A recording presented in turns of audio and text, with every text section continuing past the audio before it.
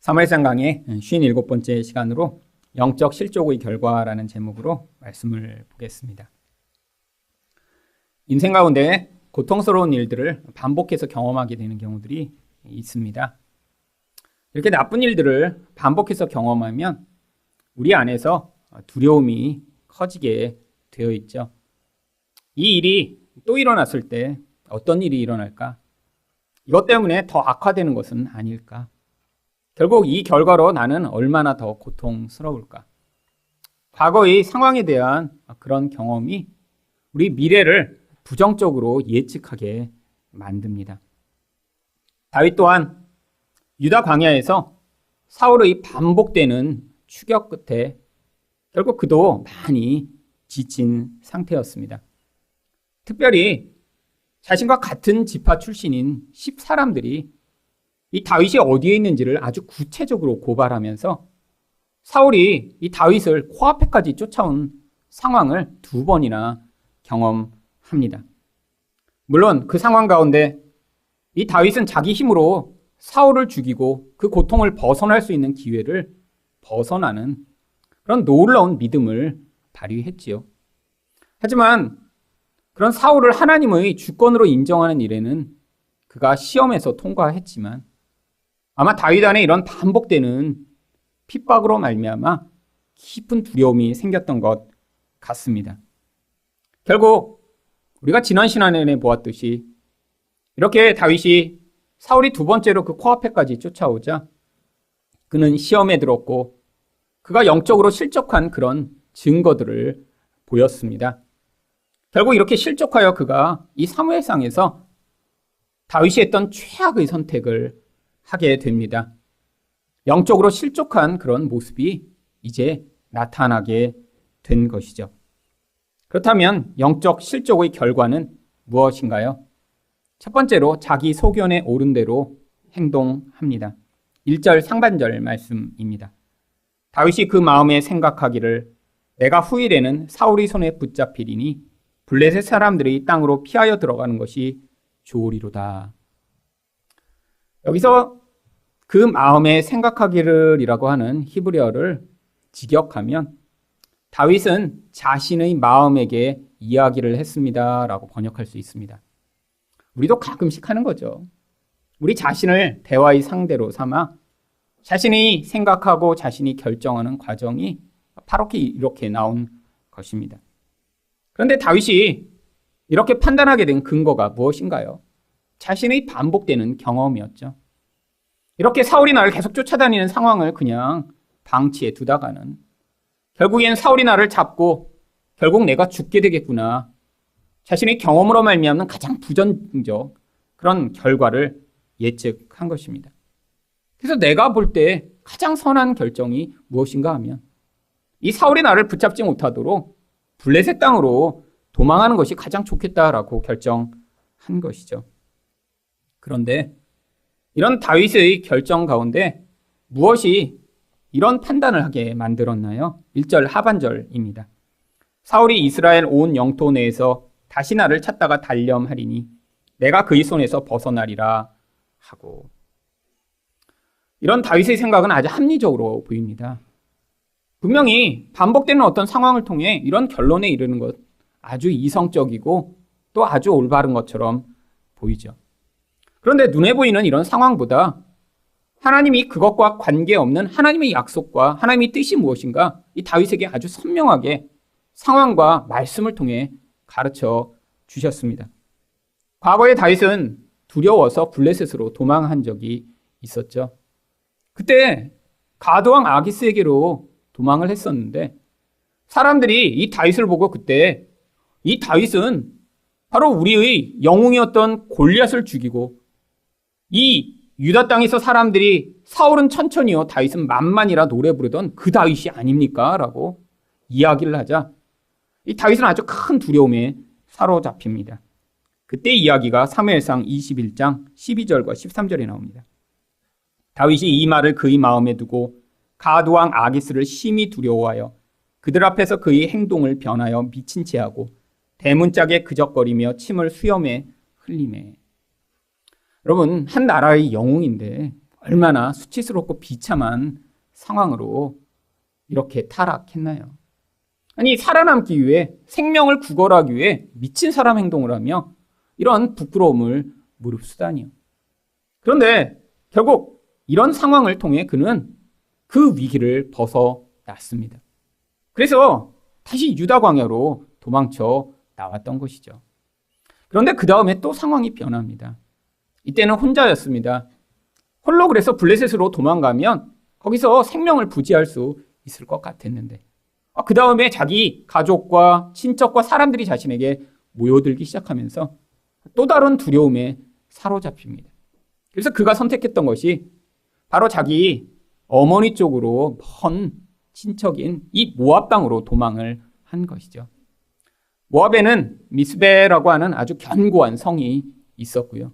그 견고한 성이 나를 지켜줄 것이다 라고 생각해 그 모압 땅으로 도망을 했는데 이번에는 이 모압 왕이 이 다윗을 환대합니다.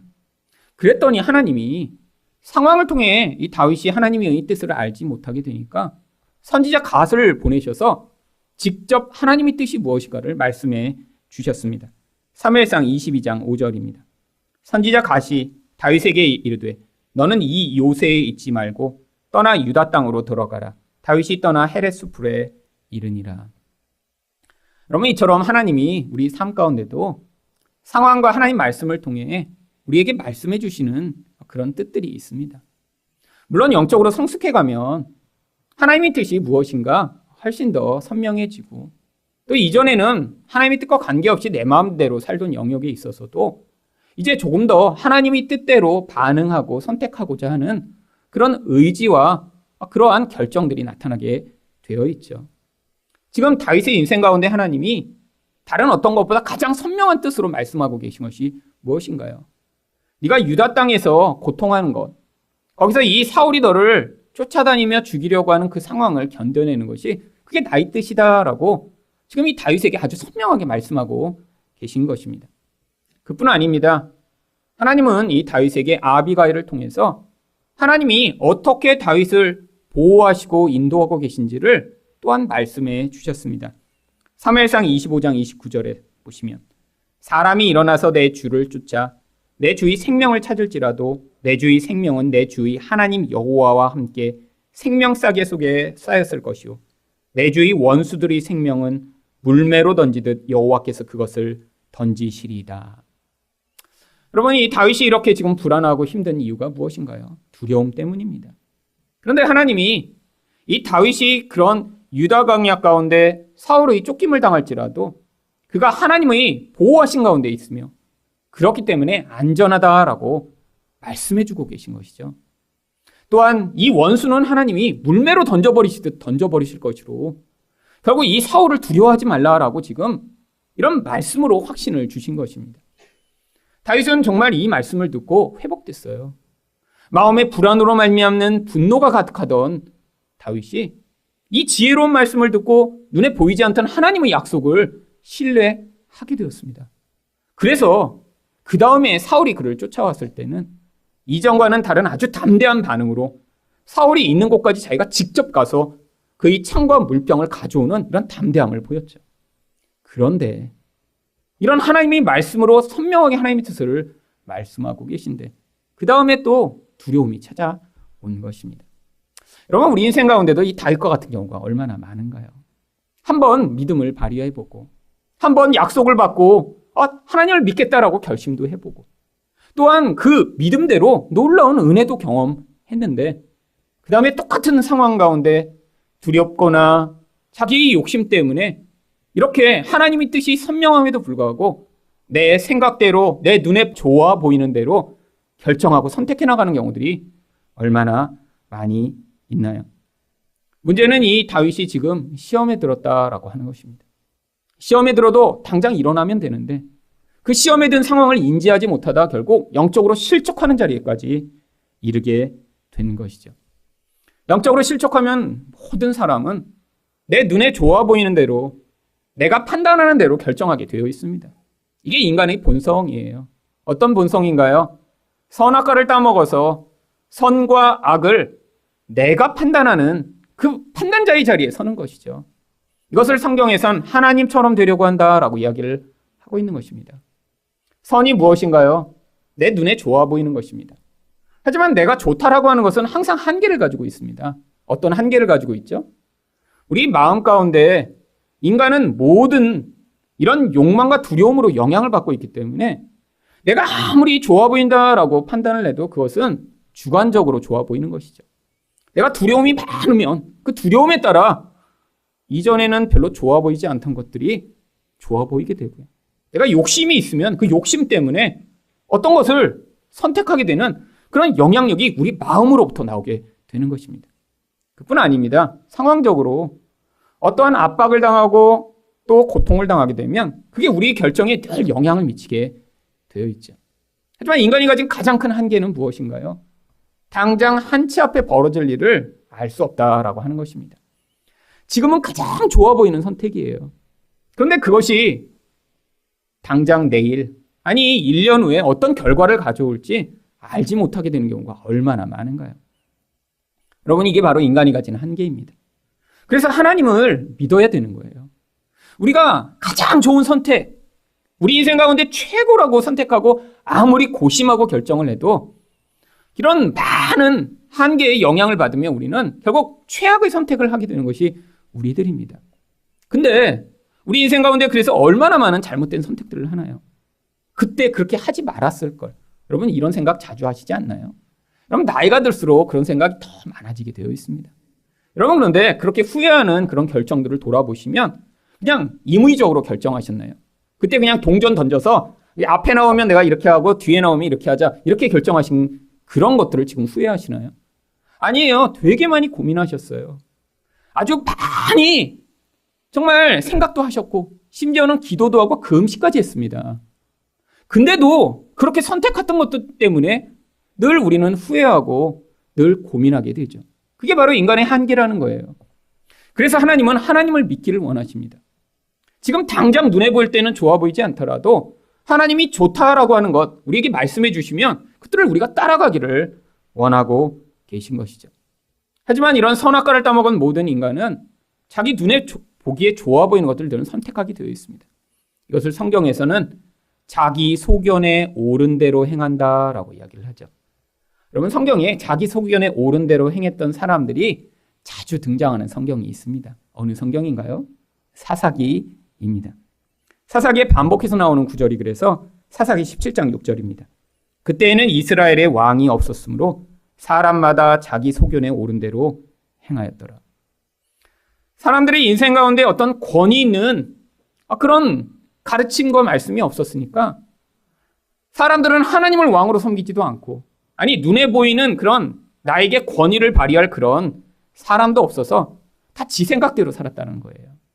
근데 이 결과가 얼마나 참혹한지 우리는 사사기 끝부분에서 알 수 있습니다. 사람마다 자기가 원하는 우상을 만들고 하나님이 주신 기업을 버리고 도망가 버리며 서로 동족끼리 살상하게 되는 이런 비참한 상황이에요. 성경 전체에서 가장 비참한 모습으로 그 결국이 나타난 것이 바로 사사기의 끝부분인데, 그 결과가 바로 자기 소견에 옳은 대로 행했던 사람들의 그런 결국이라는 것이죠. 여러분, 내가 볼 때 좋아 보이는 것, 그런데 하나님의 이런 선이라고 하는 것, 이 사이에서의 갈등이 바로 우리 인생 가운데 끊임없이 나타나는 것입니다. 그런데 은혜를 받고 내가 그런 하나님의 은혜 가운데 있을 때는 하나님의 선을 선택하며 그것이 우리에게 힘들지 않습니다. 근데 언제 문제가 발생하죠? 은혜가 떠나고 시험에 들고 실족했을 때입니다. 아니, 머리로는 알아요. 하나님이 이걸 원하신다. 이게 하나님의 뜻이라는 걸 알아요. 근데 절대로 우리 영혼이라고 하는 그 중심에서 그 하나님의 뜻을 따라갈 수가 없습니다. 여러분, 가장 이런 대표적인 모습으로 등장하는 인물이 요나입니다. 요나서 4장 1절을 보시면 요나가 매우 싫어하고 성내며. 그럼 요나가 왜 이렇게 싫어하고 성낸 것이죠? 여기 매우 싫어하다라고 하는 이 히브리어를 원어 그대로 번역하면 악한 악으로 요나가 고통했다라고 하는 뜻입니다. 어떤 것이 요나에게 엄청난 악이 됐는데 한 번도 아니라 두 번이나 반복해서 이 요나에게 어떤 악이 미쳐서 그 악이 요나를 너무너무 힘들게 만들었다는 거예요. 요나가 악하다라고 생각한 것이 무엇인 줄 아세요? 하나님이 니느웨 백성들을 용서하시고 심판하시지 않는 것. 여러분, 근데 요나는 다 알고 있습니다. 무엇을 알죠?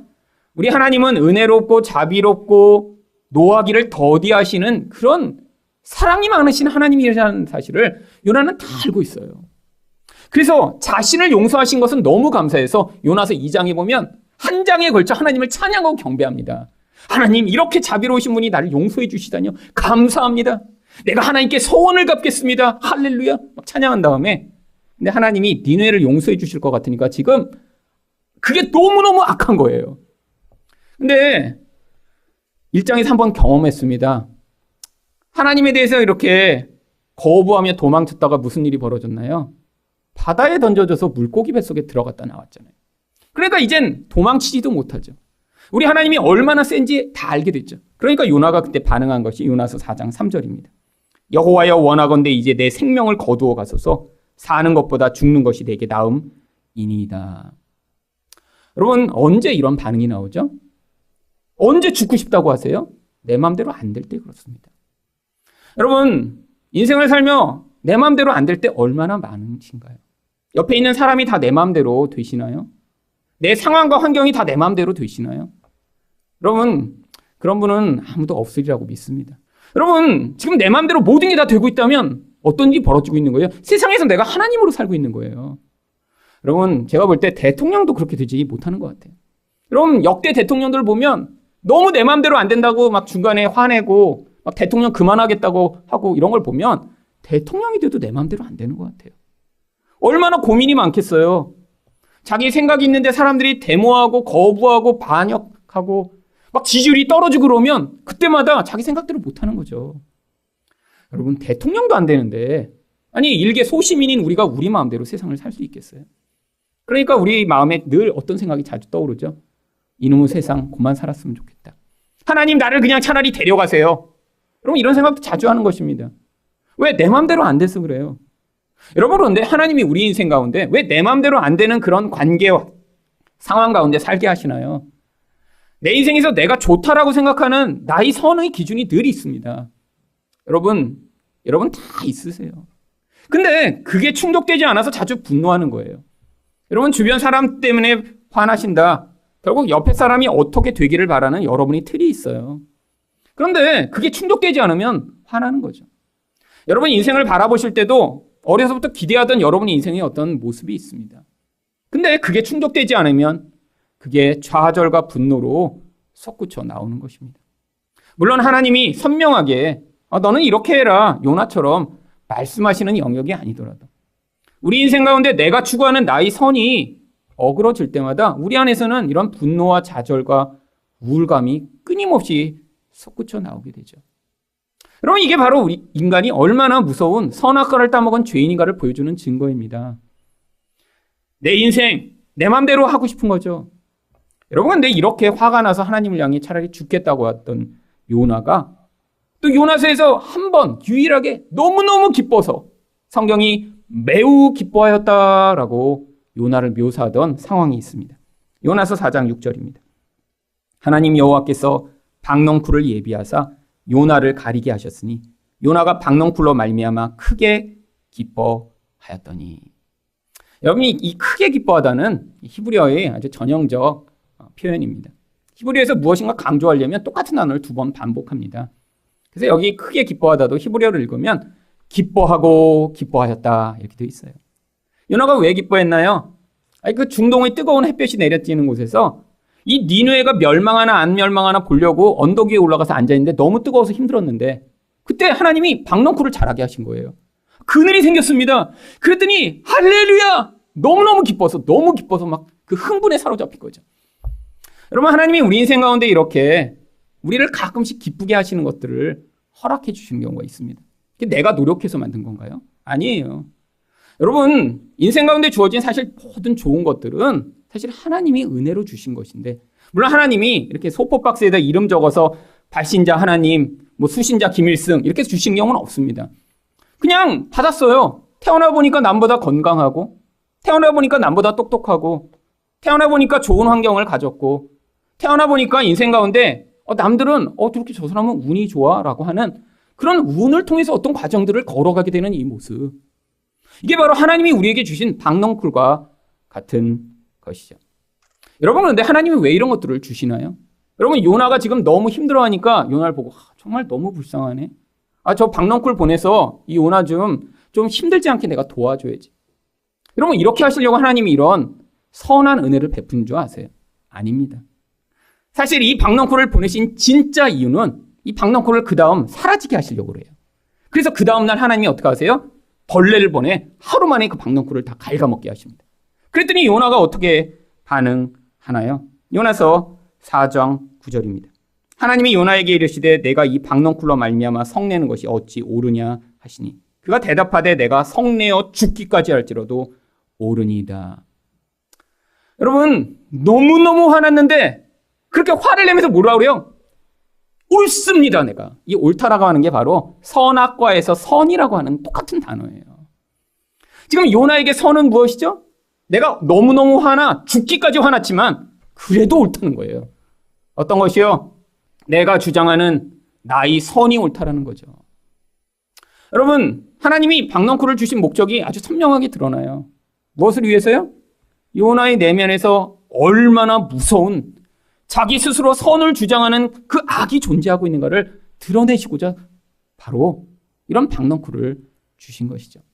여러분, 박넝쿨이 없었으면 요나가 이렇게까지 분노하지 않았을 것입니다. 그냥 하나님 때문에 마음이 상해서 차라리 죽이세요 이러고 있을 텐데 좋은 게 주어졌다 뺏기니까 너무너무 화가 난 거예요. 여러분, 우리 인생 가운데 하나님이 우리를 구원해 나가시는 과정이 바로 이렇다라는 거예요. 내가 볼 때 좋아 보이는 걸 끊임없이 추구합니다. 근데 어떤 때는 하나님이 그걸 주세요. 어떤 때는 그런 잘못된 선택을 해나가는데 하나님이 막지 않으세요. 왜 그러시죠?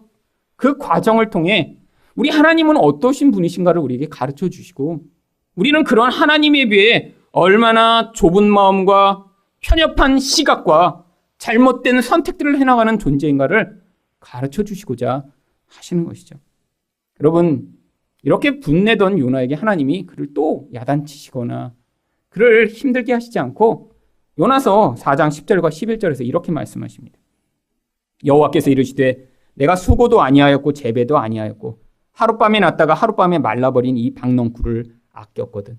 하물며 이 큰 성읍 니느웨에는 좌우를 분별하지 못하는 자가 12만 명이요 가축도 많이 있나니 내가 어찌 아끼지 아니하겠느냐. 여러분, 요나는 무엇 때문에 이렇게 기뻐했나요? 자기 쾌락과 자기의 이익이 주어졌을 때 기뻐했습니다. 근데 요나는 사람들에 대한 전혀 관심이 없었어요. 근데 하나님의 관심은 그렇지 않다라는 거예요. 요나에게 주어졌던 이 은혜, 그것으로 요나가 기뻐하는 것 말고도 하나님의 관심은 이런 죄인이라도 그 죄인들이 정말로 멸망당해 다 죽임을 당하는 것을 하나님은 안타까워하시며 그들을 구원하시고자 하는 것이 하나님이 선이라고 하는 것입니다. 여러분, 우리가 우리 선, 내가 좋아 보이는 것에 함몰돼 살아가면 하나님이 진짜로 중요하게 여기시는 것, 하나님이 선이라는 것을 받아들일 수가 없습니다. 여러분, 하나님이 그래서 우리 인생 가운데 때로는 우리가 이런 악을 선택하며 시험에 들어 넘어져 끊임없이 내가 볼 때 좋아 보이는 것들을 선택하는 과정도 허락하시는 것이죠. 여러분, 왜 이번에는 하나님이 다윗이 블레셋으로 가는 것을 막지 않으셨나요? 바로 가서 경험하도록 허용하신 것입니다. 그래서 사울을 피해 블레셋으로 갔더니 다윗에게 어떤 일이 벌어졌나요? 사무엘상 30장 3절과 4절입니다. 다윗과 그의 사람들이 성읍에 이르러 본즉 성읍이 불탔고 자기들이 아내와 자녀들이 사로잡혔는지라. 다윗과 그와 함께한 백성이 울 기력이 없도록 소리를 눕혀 울었더라.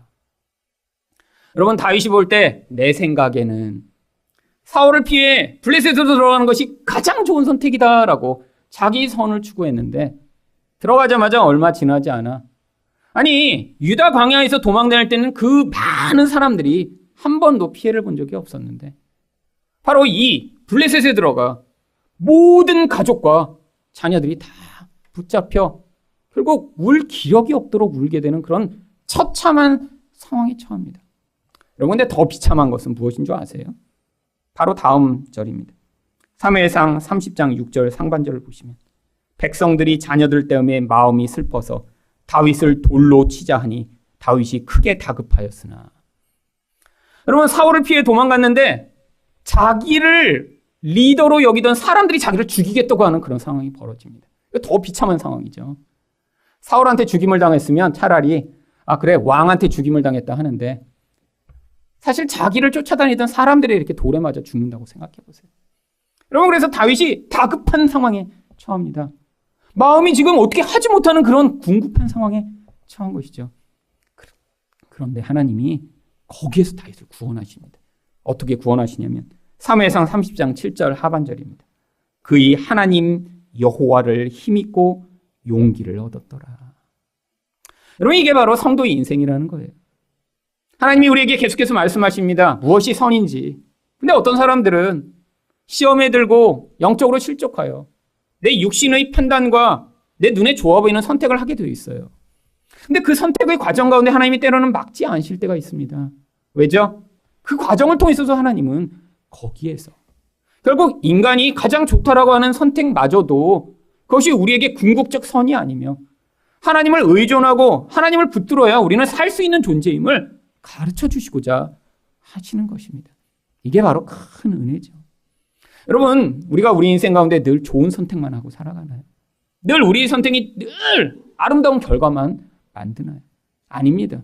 우리 인생 가운데 우리가 최악의 선택을 할지라도 우리가 하나님 백성이라면 하나님이 우리 인생을 끝까지 붙드셔서 그 자리 가운데 하나님을 의존함으로 말미암는 이 놀라운 구원의 은혜를 배우도록 하심으로 말미암아 바로 우리가 믿음으로 구원받는 그 놀라운 은혜의 자리에 서게 되는 것입니다. 두 번째로 영적 실족의 결과는 무엇인가요? 세상의 덫에 걸립니다. 2절 말씀입니다. 다윗이 일어나 함께 있는 사람 600명과 더불어 가드왕 마옥의 아들 아기스에게로 건너가니라. 다윗은 결국 아기스에게로 가버립니다. 하나님 백성을 다스릴 왕으로 선택된 자가 세상의 왕 밑에 이렇게 들어가 버리다니요. 참 상황적으로 아주 비참한 것이죠. 근데 아기스가 이 다윗을 받아줍니다. 왜 받아준 것이죠? 세상에서는 아주 보편적 원리가 있습니다. 원수의 원수는 내 친구라. 지금 이 아기스는 사울과 지금 전쟁 중에 있어요. 그런데 과거에도 이 다윗이 군대를 이끌고 이 블레셋을 공격했던 적이 있습니다. 그리고 늘 승리를 얻었어요. 그러니까 지금 이 다윗을 거두면 지금 뒤통수 맞을 일이 없는 거예요. 자신이 사울과 전쟁하는데 훨씬 더 유익하다고 생각해서 이 다윗을 거두어 준 것입니다. 그런데 이 다윗이 거기에 가서 사실 이 원래 원수였잖아요. 그 원수에게 이렇게 도움을 받기 위해서 은혜가 필요합니다. 그래서 5절에서 은혜를 달라라고 이야기를 하죠. 다윗이 아기스에게 이르되 바라건대 내가 당신께 은혜를 입었다면 지방 성읍 가운데 한 곳을 내게 주어 내가 살게 하소서. 당신의 종이 어찌 당신과 함께 왕도에 살리이까. 여러분, 세상 왕한테 도움을 요청하러 가서 자기가 내놓을 게 없어요. 여러분, 세상 사람은 철저히 계산적입니다. 여러분, 세상의 원리에는 은혜라는 원리는 없어요. 여러분, 세상의 종교에도 은혜는 없습니다. 여러분, 왜 이슬람 사람들이 이렇게 열심히 하루에 5번씩 기도하는 줄 아세요? 거기에는 은혜가 없어요. 그러니까 열심히 그렇게 해야 나중에 구원을 받을지 안 받을지 그래도 이게 확실치가 않은 거예요. 그러니까 죽어라고 열심히 기도하고 열심히 종교 행위를 하는 것입니다. 여러분, 기독교에만 은혜가 있어요. 하나님이 우리를 은혜로 반응하십니다. 그래서 성도들도 은혜 받은 자만이 무엇을 할 수 있나요?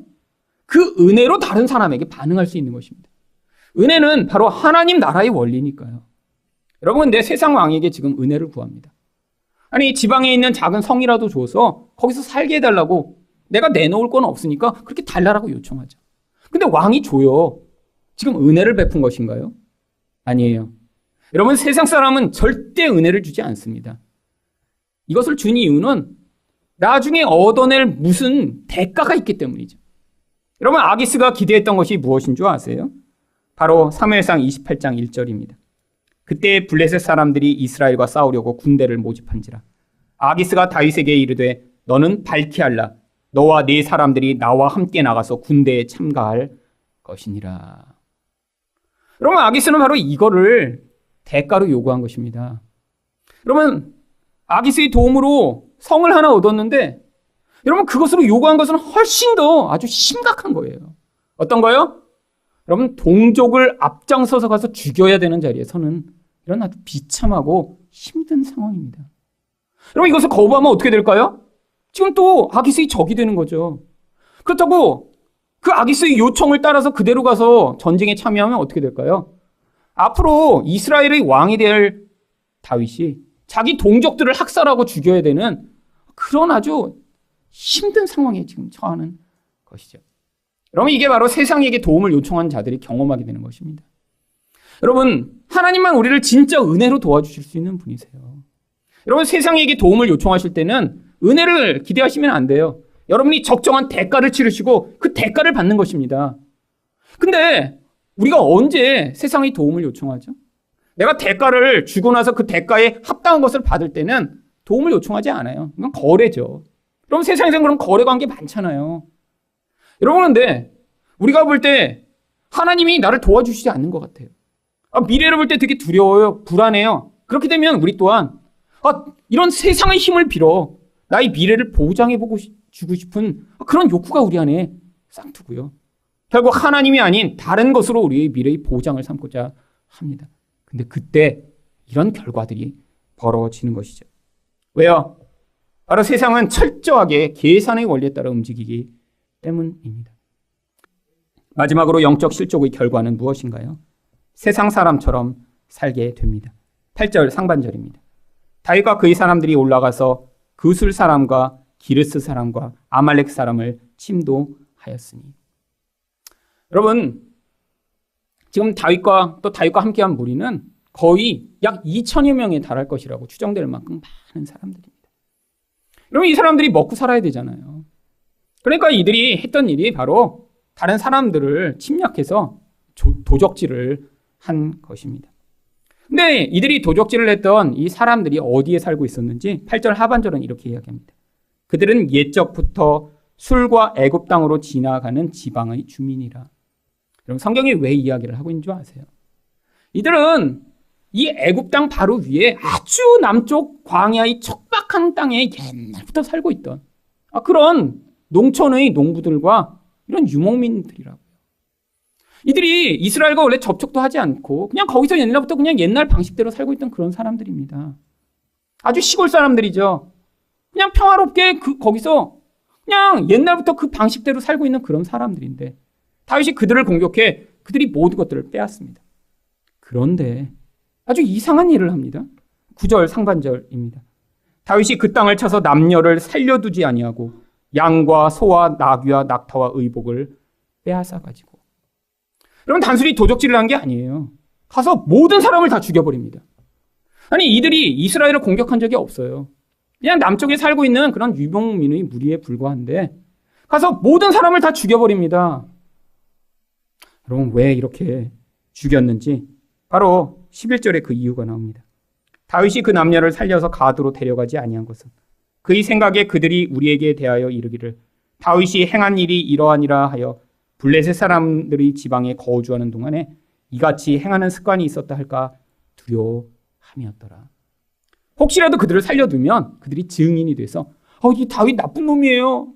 우리 이렇게 평화롭게 살고 있는데 와갖고 우리를 다 이렇게 빼앗고 우리를 다 고통스럽게 만들었어요. 이 다윗에 대한 나쁜 평판을 퍼뜨릴까봐 증인이 될까봐 다 죽여버린 거예요. 여러분 이런 장면 영화에 자주 나오죠. 나쁜 놈이 나쁜 짓을 딱 하는데 옆에서 어린아이가 봤어요. 그럼 어떡합니까?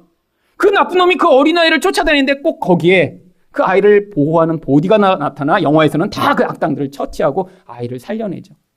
여러분 근데 왜 악당이 어린아이까지 쫓아다니며 죽이려고 하는 걸까요? 원래 나쁜 놈인데 그걸 감추고 있었는데 그게 드러나면 대가를 치러야 되잖아요. 평판이 나빠지잖아요.